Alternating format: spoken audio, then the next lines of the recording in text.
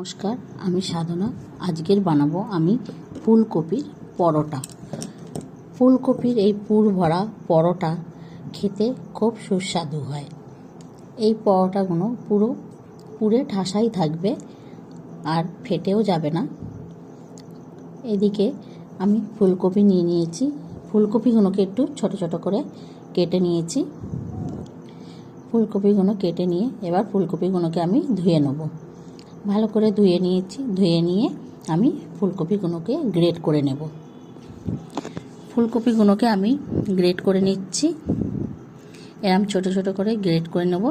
ফুলকপিগুলো আমি যতক্ষণ গ্রেট করছি ততক্ষণ আরেকদিকে ময়দাটা মেখে নেব।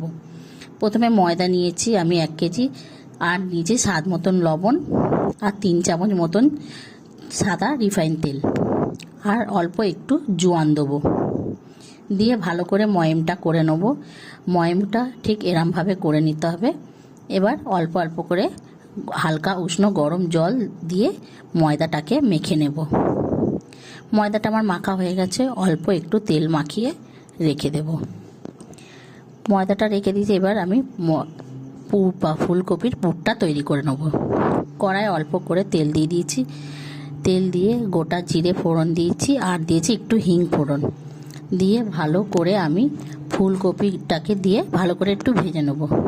ভেজে নিয়ে আর দেবো এতে অল্প একটু হলুদ গুঁড়ো, একটু লঙ্কার গুঁড়ো, একটু জিরের গুঁড়ো, একটু চিনি, আর স্বাদ মতন লবণ দিয়ে ভালো করে ঝুড়ো ঝুড়ো করে নেড়ে নেব।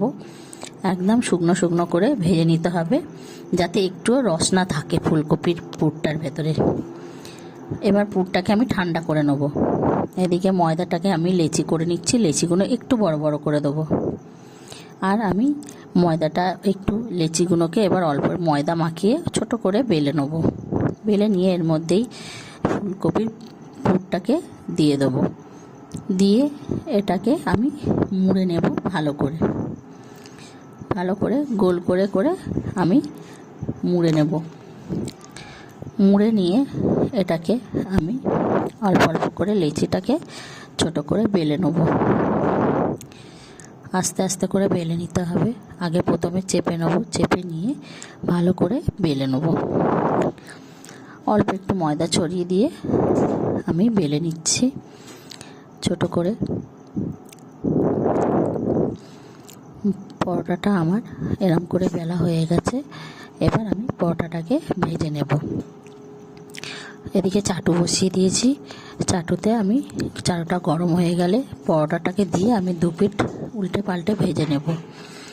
ভেজে নিয়ে আমি ঘি দিয়ে পরোটাগুলোকে ভেজে নেব। 2 পিঠই ঘি মাখিয়ে 2 পিঠই লাল লাল করে পরোটাটাকে ভেজে নেব।